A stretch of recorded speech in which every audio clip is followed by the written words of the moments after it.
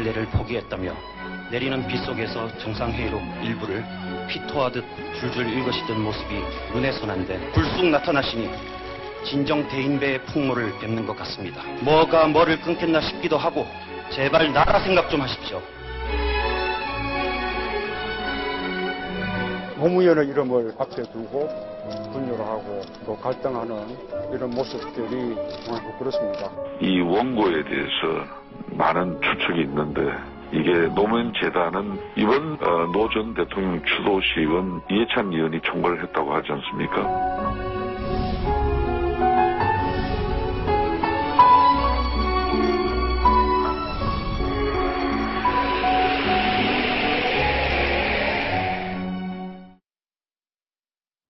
노건호 씨의 발언 파장이 아주 큽니다. 지금 노건호 씨 측에서는 김무성 대표가 사전에 아무런 협의 없이 방문을 불쑥했다. 그래서 화가 났다. 이런 설명을 하고 있는데 저희가 문건을 단독으로 입수했습니다. 그 문건에 보면 12일 전부터 양측이 접촉한 사실이 적혀 있는데 자, 이 내용 저희가 잠시 후에 자세히 풀어드리겠습니다. 그리고 장남이 다시 연 박연차 게이트. 노건호 씨 그리고 노건호 씨 가족에게는 잘못이 없느냐라고 한 작가가 글을 올렸는데요. 그 내용까지 한번 짚어보겠고요. 이 작심 발언 어떤 정치적 포석이 있을 수 있는지 그것까지 한번 정리를 해보겠습니다. 자, 일단 천상철 차장. 네. 아까 영상 중에도 우리가 봤지만 문재인 대표와 김무성 대표가 옆자리에 앉아 있었어요. 네. 그러면서 김무성 대표가 묻습니다. 알고 있었지? 알고 있었나? 예. 그 내용부터 정리를 먼저 해주시죠. 예. 그러니까 봉변을 당했지만 어쨌든 간에 그 소탈하게 넘어갔습니다. 김무성 대표가. 근데 현장에서 문재인 대표 옆자리에 앉아 있었는데 그랬습니다. 김무성 대표가 알고 있었나? 예. 그랬더니 옆에서 문재인 대표가 입모양을 보면요. 몰랐어요. 이런 얘기입니다. 예. 다시 한번 봤으면 좋겠는데. 네, 입모양을 보고, 그러니까 소리는 들리지 않습니다. 예. 그러니까 저희가 입모양을 봤을 때 추론을 해봤더니 알고 있었나? 몰랐어요. 이런 대화가 오고 간 것으로 확인이 됐습니다. 그러니까 알고 있었냐는 거 지금 나오네요. 알고 있었나? 네. 몰랐어요. 네, 고개를 저으면서 몰랐어요. 이렇게 얘기를 예. 합니다. 그러니까 노건호 씨가 저렇게 6주기 추도식에서 저렇게 강경한 발언을 할지를 문재인 대표가 사전에 보고를 들어서 알고 있었느냐. 이거에 대해서 궁금증을 또 그다음에 봉변을 당했다는 것에 대해서 미리 사전에 조율이 된 거냐. 이랬더니 문재인 대표는 당연히 몰랐었다. 이렇게 대답을 한 건데요. 어쨌든 간에 이번 사건을 놓고 갑론을박이 많이 벌어지고 있지만 김무성 대표에 대한 추도식 때의 어떤 그런 일부 노건호 씨 발언도 부적절했었고 또 그걸 또 옹호하는 또 일부 사람들의 옹호하는 표현도 적절하지 못했다. 이런 지적들이 나오고 있습니다. 예. 자, 문재인 대표 이번 일에 대해서 직접 목소리를 냈습니다. 한번 들어보시겠습니다. 저희는 노무현 대통령에게 부끄럽습니다.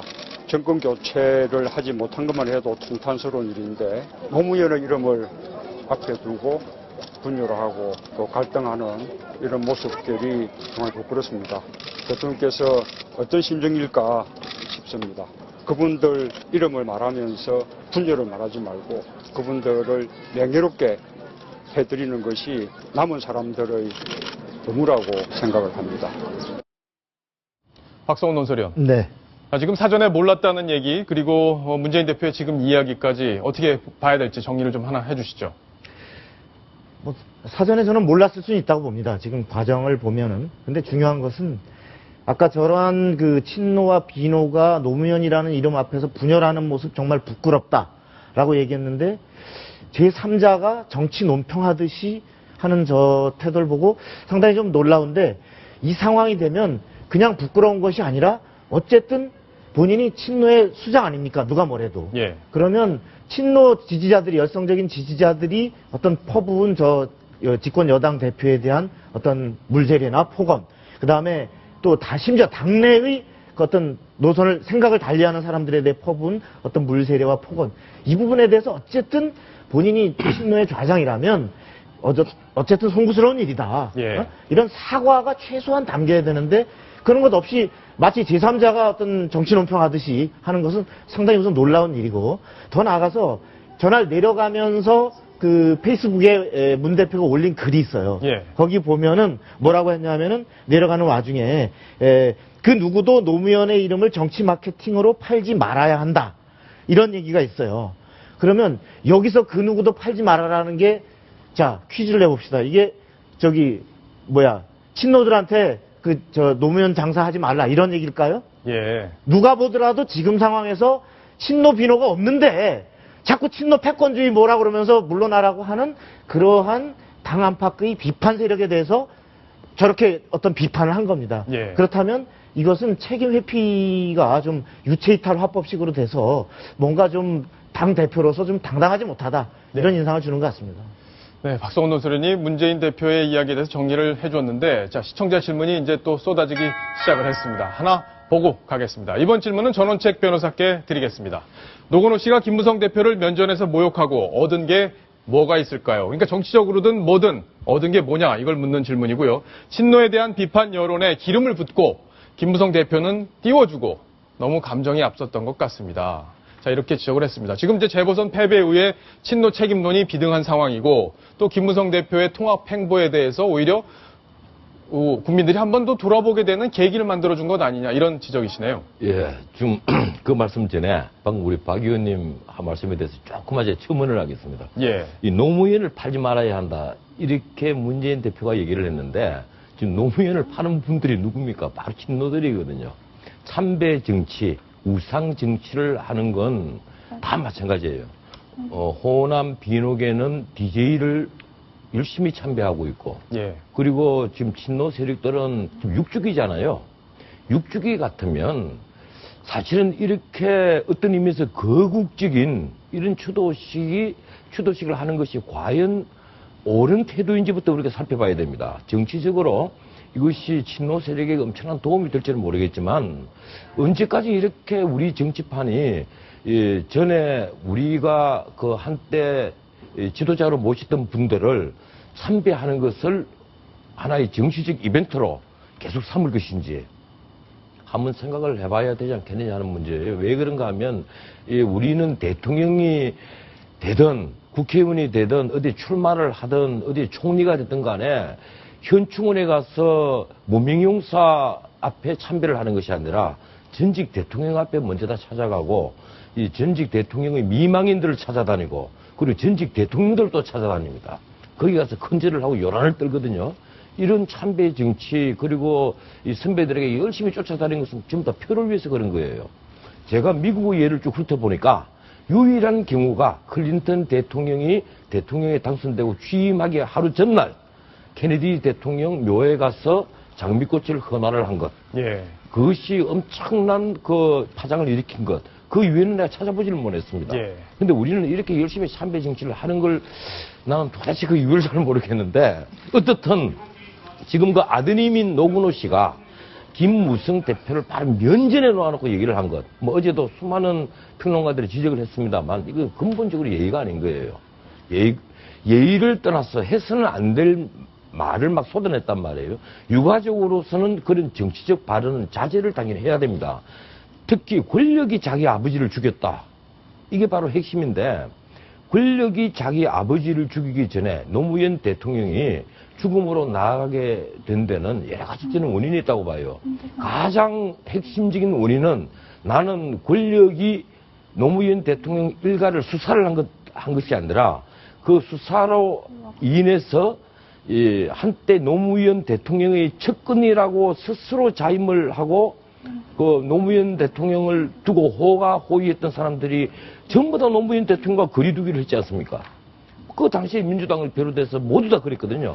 그런 사람들이 만약에 계속해서 노무현 대통령을 제대로 호위를 하고 챙겼다면, 예. 과연 노무현 대통령이 자살까지 했겠습니까? 네. 그래서 저는 노건호 씨가 저 말을 하기 전에 본인부터 한번 되돌아봐야 된다, 이렇게 네. 생각을 합니다. 자, 야당에서도 좀 부적절한 발언이었다, 이런 발언들이 어제 오늘 계속 나오고 있는데, 어떤 분이 어떤 이야기를 했는지 직접 한번 들어보시겠습니다. 말이 다 적절하고 필요한 말이었다고 생각합니다만, 추도식의 우리 손님에 대한 예의나 이런 것들이 또 종합적으로 되지는 않은 것 같다. 그렇게 자연스럽지는 않았지만, 그러나 다른 자리에서 말씀은 들을 수도 있는 것이었다. 천상철 차. 를 하긴 했는데 장소가 적절치 않았다고 생각하지 않나 싶네요. 천상철 차장. 네. 어쨌든 뭐 정세균 전 대표의 경우에는 친노 진영하고 가까운 분인데 저런 얘기를 했네요. 네. 일단 앞에 말하고 뒤에 말이 좀 다르죠. 예. 할 말은 하긴 했다. 필요한 말이다. 둘 다 그렇게 얘기는 했습니다만 시기와 장소가 적절치 않았다. 추도식이라는 이 엄중한 자리에서 그렇게 누군가를 비판하고 또 결국은 여당 대표로서 이렇게 추도식에 참석해준 그런 호의를 무시하고 그렇게 강경 발언을 면전에서 했다는 것에 대한 그러니까 당 내에서 비판도 적지 않은 겁니다. 지금. 예. 박성훈 논설위원. 네. 자, 추도사를 누가 썼느냐 이 부분도 좀 논란이 되고 있습니다. 네. 누가 썼다고 보세요, 개인적으로?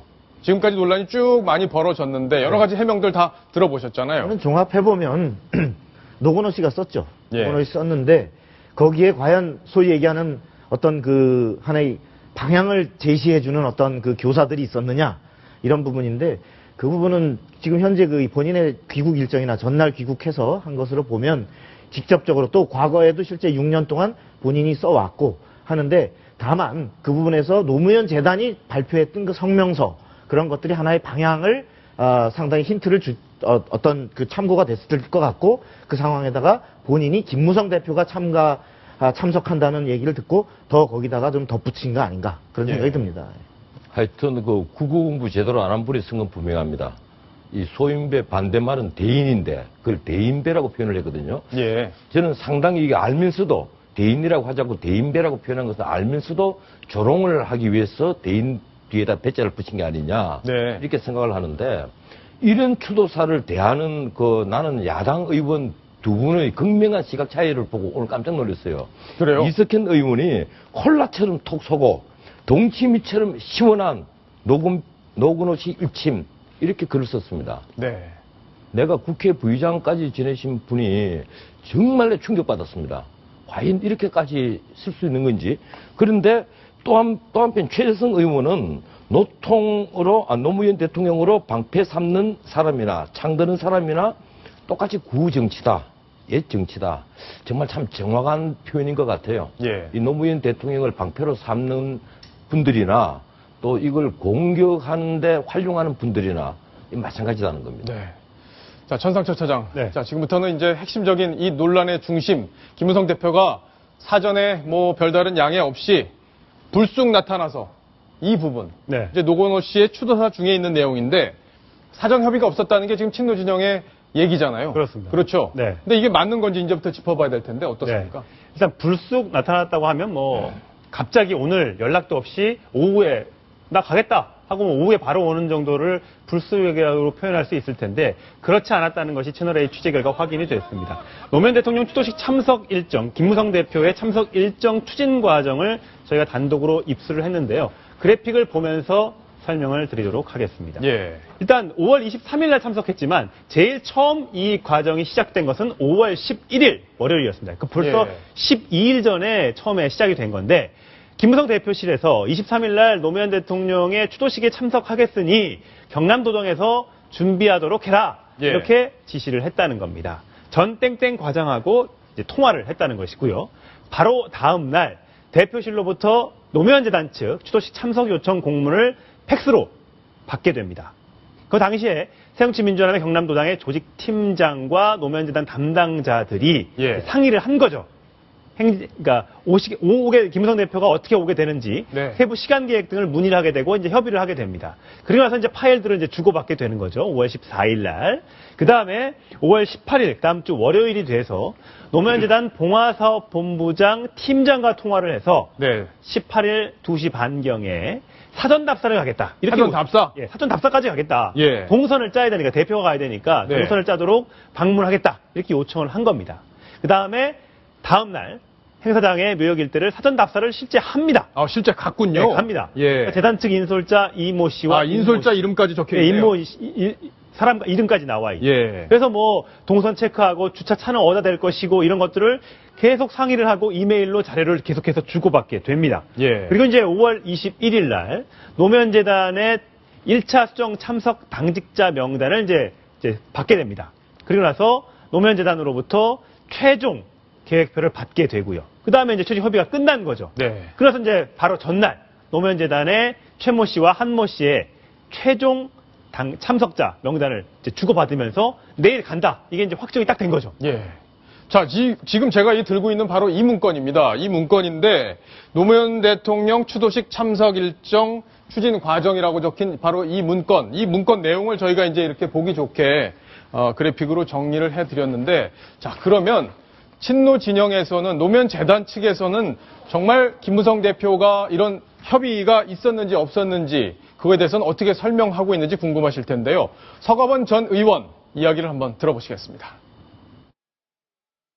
최소한 여당의 대표는 노무현 재단의 사전에 참석하겠다고 통보를 해옵니다. 그것이 도리이고 주최 측에 대한 예의라고 생각을 하거든요. 아무런 절차도 거치지 않고 왔고요. 사전에 예의라도 갖춰주고 준비라도 할 수 있게 해주셨으면은 아마 그렇게까지 서운하지는 않으셨을 거다. 공개적으로 오시겠다고 이 확정을 해서 언론에 보도를 했습니다. 그러면은 노무현 재단 측에서는 집권당의 대표가 오시는데 그러면은 거기에 의전 절차를 안 해놓으면 안 되지요. 지금 박성훈 논설위원, 네. 지금 얘기를 들어보면요, 조금 시청자분들께서는 좀 당황스러울 것 같아요. 이 문건은 새누리당에서 만든 문건인데 이 문건이 지금 뭐 조작되지 않았을 가능성이 높다는 전제하에 지금 말씀을 드릴 수밖에 없는 상황인데, 네. 지금 서가번 전 의원 얘기를 들어보면 네. 전혀 협의가 없었고 언론을 통해서 알려졌기 때문에 여당 대표가 오니까 우리가 그냥 알아서 준비한 거다. 어떻게 불쑥 저렇게 사전에 협의도 없이 올 수 있느냐, 이런 얘기를 지금 하고 있단 말이에요. 자, 지금 그 서가번 전 의원께서는, 네, 노무현재단 이사시죠. 아까 사전에 예의라도 갖춰주고 준비할 수 있게 미리 알려줬더라면 예. 하셨는데, 지금 저러한 그 설명은 정말 국민적으로 볼 때 예의에 어긋나는 이런 사태가 빚어진 데 대한 당혹감을 본말이 전도된 것으로 호도하는 예. 그런 하나의 그 궁색한 변명이라고 봅니다. 왜냐하면 지금 보면은, 도당은 그러면 뭐하러 있습니까? 바로 당대표가 현지에 갈 때 그것을 통보하는 라인이 도당입니다. 예. 기본적인 정상적인 그 새누리당의 조직 체계를 통해서 봉화재단에 분명히 통보가 된 거 아닙니까? 근데 뭐 이것을 바로 대표 측에서 재단에 직접 알려주지 않았다? 그건 설명이 안 되고요.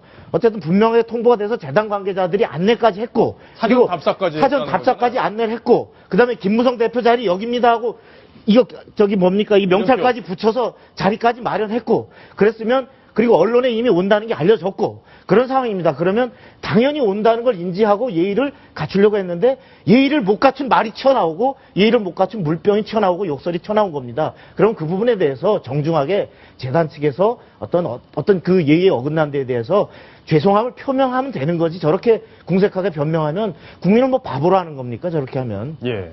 뭐 당연히 노무현 재단에서 다 알고 있었죠.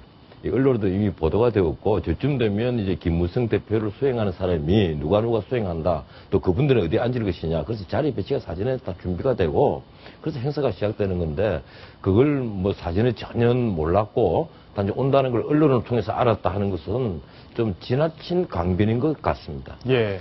그러니까 사전 답사를 할 때 인솔자들 이름까지 지금 문건에 적혀 있기 때문에 이 분들이 만약에 사실이 아니라면 이런 문건의 이름까지 정리를 해서 문건을 만들 가능성, 이건 상당히 낮다고 볼 수밖에 없고요.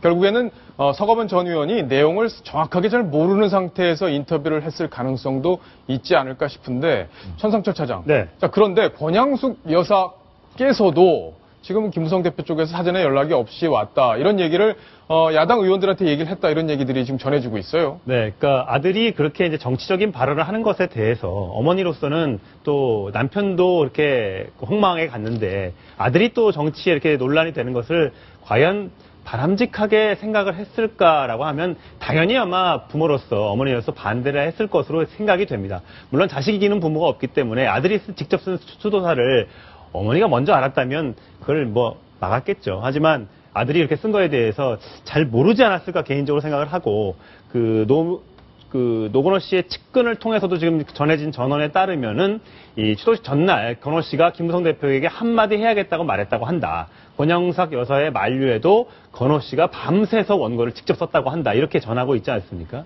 그런 면에서는 건호 씨가 누구와도 상의하지 않고 원고를 일단 작성한 뒤에 그 다음날 이렇게 발언을 했던 것이 아닌가 이렇게 추정은 됩니다. 예.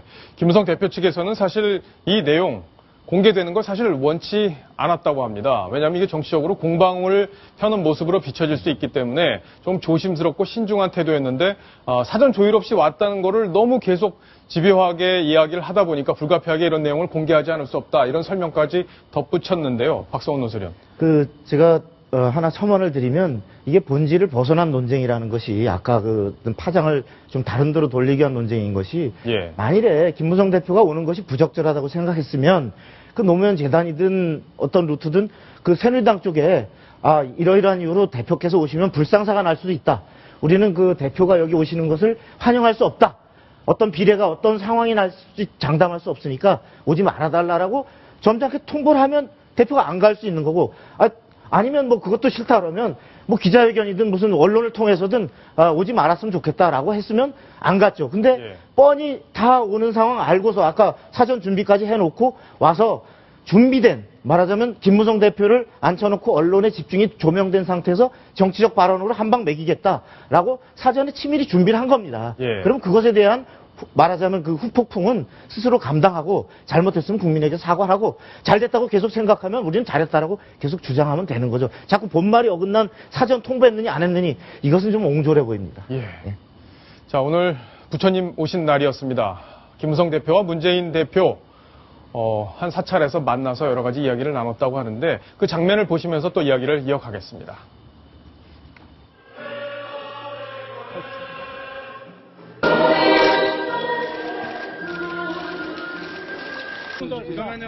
통로 확보 좀 해주세요. 저분들 좀 나오세요. 야, 주원아. 누가 근데? 와 지금 나란히 앉으셔서 대화를 나오시던데 어떤 얘기 오늘 좀 주고 받으셨는지. 뭐 질문? 네, 아까 문재인 대표님하고 좀 대화를 많이 하시던데 몇 분에 걸쳐서 어떤 이야기도 하셨는지. 그냥 이런저런 세상 돌아가는 이야기였어. 혹시 봉화마을 관련해서는 얘기 안 하셨어요? 얘기 안 예, 들어가시겠습니다. 잠시만요. 밀지 말고. 전상철 차장. 네. 진짜 안 했을까요? 봉화마을 얘기? 얘기 안 했습니까? 몰랐어? 뭐 이렇게 또 다시 한번 묻지 않았을까? 진짜 몰랐냐? 네. 예. 그럼 굉장히 당황스럽긴 했겠어요. 예. 면전에서 어쨌든 추모의 뜻을 가지고 간 상황에서 앉아서 그 얘기를 들으려고 하면 상당히 좀 당황스럽긴 했을 사실 텐데. 2월 달에도 문재인 대표가 전당대회 당선 당대표가 된 이후에 박정희 전 대통령의 묘역을 참배한 이후에 한 8일 정도 지나서인가요? 일주일 정도 지나서 김무성 대표가 봉화마을에 갔었죠.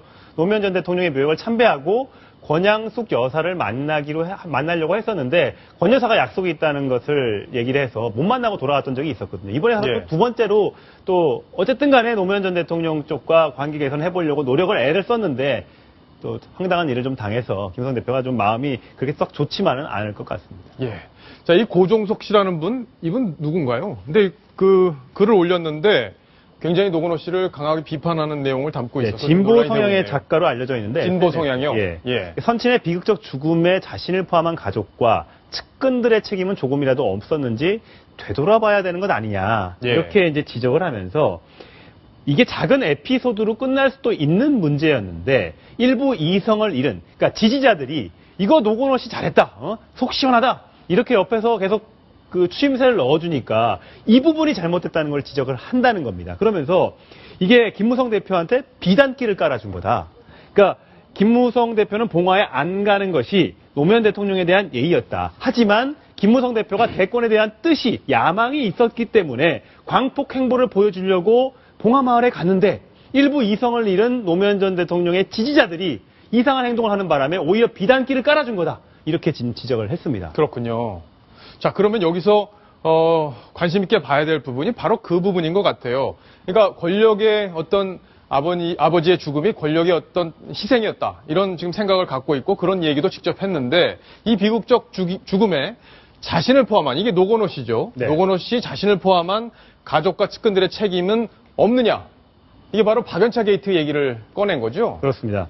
2009년이죠. 그러니까 노건호 씨가 2008년 2월 달에 노무현 전 대통령의 형인 노건평 씨의 사위, 연모 씨와 함께 베트남에 가서 박연차 씨를 만났는데 거기서 이제 500만 달러를 투자를 받습니다. 이 투자금이 어떤 명목이었느냐? 예. 노건호 씨를 보고 예. 투자를 한 거 아니냐? 이런 논란 때문에 그 당시 노건호 씨가 5번이나 걸쳐서 이 검찰 조사를 받았거든요. 그리고 나서 직후에 노무현 대통령까지 검찰 조사를 받고 그랬죠. 그리고 한 달 뒤에 또 자살을 하는 그런 극단적인 선택을 하게 됐기 때문에 그 문제를 지적을 하는 겁니다. 예. 자, 과거에 있었던 이 박연차 게이트, 노건호 씨가 연루됐던 부분 계속 지금 논란이 커질 것 같습니다. 이 문제를 저희가 영상으로 재구성해 봤습니다. 여기서 말씀드리기는 어렵고요. 검찰에서 모두가 말씀드리겠습니다. 오늘 답변 못 드린 거 죄송합니다. 박연차 회장에게도 돈을 받으셨습니까? 저 그만 가야 될 것 같은데요.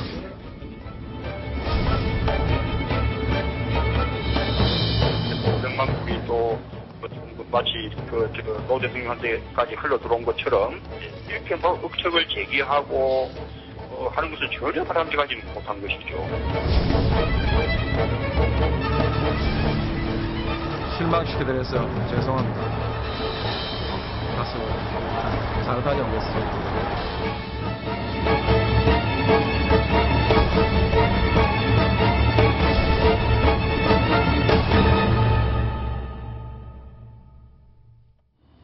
전원책 변호사님, 예. 자, 과거 사건 저희가 다시 한번 조명을 해봤는데요. 이 사건 당시에 노건호 씨는 어떤 상황이었는지 좀 구체적으로 그래픽을 보면서 정리를 해주시죠. 예, 우선 그 당시에 노무현 대통령의 측근 비리, 예. 이 측근 비리가 여러 개가 있었어요. 큰 게 4개입니다. 하나는 그 정상문 전 총무처 장관, 총무비서관을 통해서 박인차 씨가 100만 불을, 우리 돈으로 한 10억 정도가 되죠. 이걸 달러로 남대문 시장에서 바꿔서 오토바이로 보냈다는 겁니다. 예. 그래서 그것이 이제 권양수 여사에게 전달이 됐고 미국에 가서 이 아드님 유학 비용으로 쓰였다.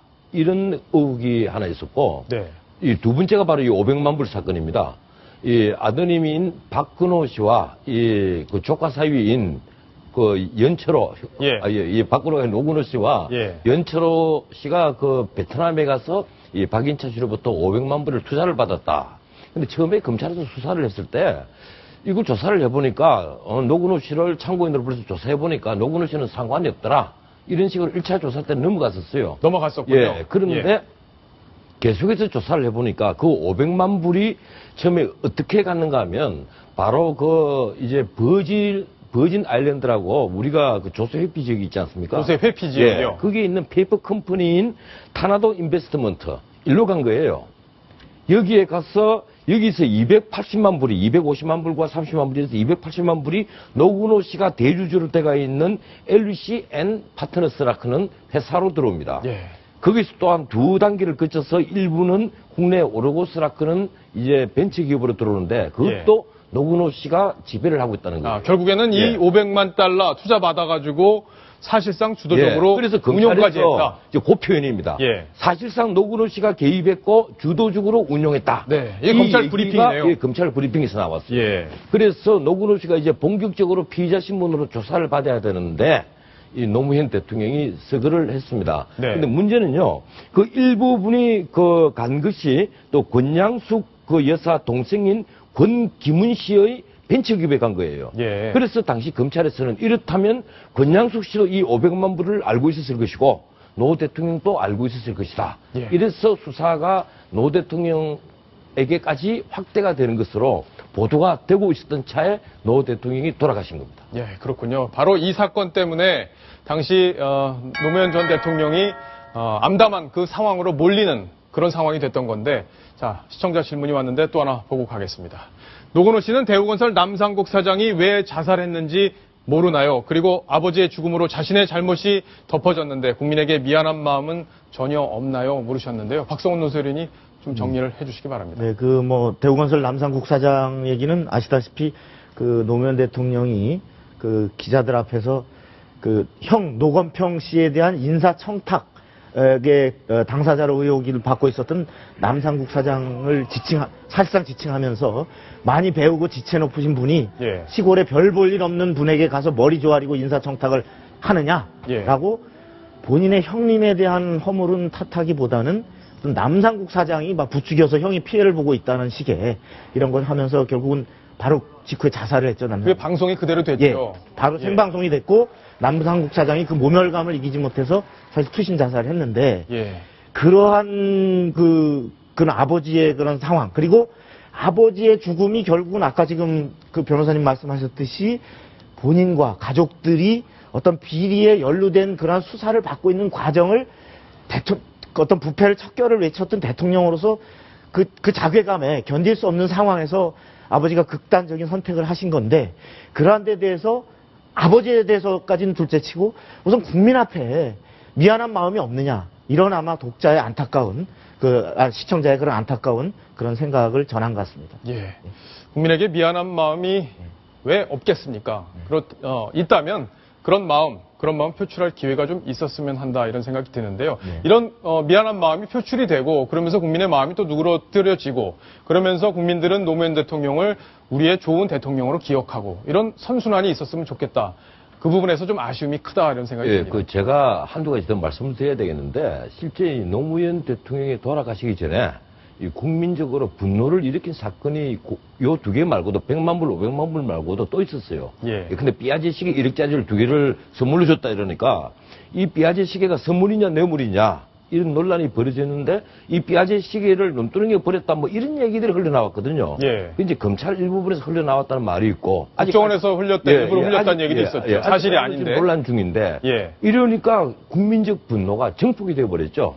그 무렵에는 정말 노무현 대통령과 가까운 몇몇 사람 외에는 전부 다 노무현 대통령과 거리 두기를 했었습니다.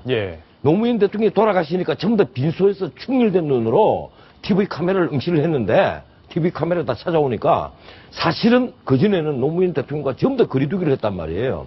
그 거리 두기를 한 자들이 바로 노무현 대통령을 죽음으로 몰고 간 사람들입니다. 저는 그렇게 봐요. 정치적으로 왜 책임이 없겠습니까? 그 책임의식을 공유하는 게 바로 책임 있는 정치일 것 같습니다. 정상철 차장. 자, 일단 노건호 씨가 누군지 지금 뭘 하고 있는지 궁금해하시는 분들이 있어서 짧게 정리를 하나 해주시죠. 일단 저랑 동갑이고요. 2002년. 2000 나이가 안 나오는데요. 73년생입니다. 저랑 동갑이고요. 2002년에 7월에 LG전자에 공채로 입사를 했고요. 회사를 이제 거의 안 다니고 바로 휴직을 하고 미국 스탠퍼드대에 MBA를 가게 됩니다. 2009년에 복직을 하고 2013년에 또 이제 휴직을 하고 이제 베이징대 국제관계대학원의 박사 과정에 재학 중입니다. 지금 박사 학위를 받은 상태는 아니네요. 아직 박사 중인데요. 사실 LG전자에 들어갔을 당시가 2002년도 이제 7월이지 않습니까? 이제 그때 당시에 이제 그 노무현 대통령이 2002년에 당선이 된 다음에 바로 그 다음 날 12월 20일 날 노건호 씨가 이런 얘기를 했었죠. 자발적으로 기자회견을 자청해서 노건호 씨가 회사 생활에 집중하겠다. 나는 아버지가 대통령이 됐다고 해서 내가 회사를 그만두고 이런 거 하지 않겠다. 이렇게 얘기를 했었던 적이 있습니다. 굉장히 훌륭한 자세죠. 굉장히 훌륭한 자세였죠. 그래서 굉장히 그때 이례적이고 남다른 모습으로 보였는데 이번에 어떤 이런 정치적인 발언, 김무성 대표에 대해서 얘기를 한 이 발언이 혹시 다른 생각이 있는 것 아니냐 이런 지금 해석을 낳고 있기 때문에 노건호 씨 그래서 오늘 이번 발언이 좀 적절하지 못했다 그런 얘기가 나오는 것 같아요. 박성훈 논설위원. 사실 이 발언으로 친노의 좌장이라는 평가를 받고 있는 문재인 대표보다 노건호 씨에 대한 관심 그리고 친노의 상징성이 더 커진 것 같은 생각도 좀 듭니다. 뭐 차기 총선에 내년 총선에 출마할 거다 뭐 이런 얘기도 나오고 있고요. 어떻게 보십니까? 실제로 보면 총선 출마 가능성은 높아 보입니다. 높다. 이번에 했던 그 표현 하나하나도 보면 상당히 그 정치 세계를 염두에 둔 표현들이 많고 또한 실제로 2012년 총선 때에도 출마설이 있었죠. 근데 최종적으로 김경수 노무현재단 봉화사업본부장으로 어떤 정리가 됐는데 아마도 내년에는 출마를 상당히 할 가능성이 높아 보입니다. 다만 김해에서 만일에 출마할 경우 물론 김해가 이제 노 대통령의 고향이고 또 어떤 안타까운 정서들이 있기 때문에 당선 가능성이 상대적으로 어떤 야권에서 치고는 영남에서 높은 편이겠죠. 근데 아마도 김경수 본부장이 이미 출마 준비를 오랫동안 해온 상태에서 그것을 제끼고 만일에 한다 그럴 경우에 그 도의적 문제도 있을 것 같습니다. 그래서 제 생각에는 만일에 권유를 한다면 본인이 정말 정치적으로 심판받고 싶다면 기왕에 이번에 김무성 대표에게 면전에서 도전을 했으니까 부산 영도 있잖아요. 영도가 거기가 상당히 부산치고는 야권세가 셉니다. 강하죠. 가장 강한 데 중에 하나입니다. 거기서 그야말로 김무성 대표에게 한번 그 도전장을 내밀어 보면 어떨까 그런 생각도 듭니다. 예. 자, 이 노건호 씨의 발언으로 정치적 논란이 아주 커지고 있는데 뭐 매일매일 새로운 소식이 쏟아지고 있습니다. 내일도 새로운 소식 저희가 잘 챙겨드리겠습니다.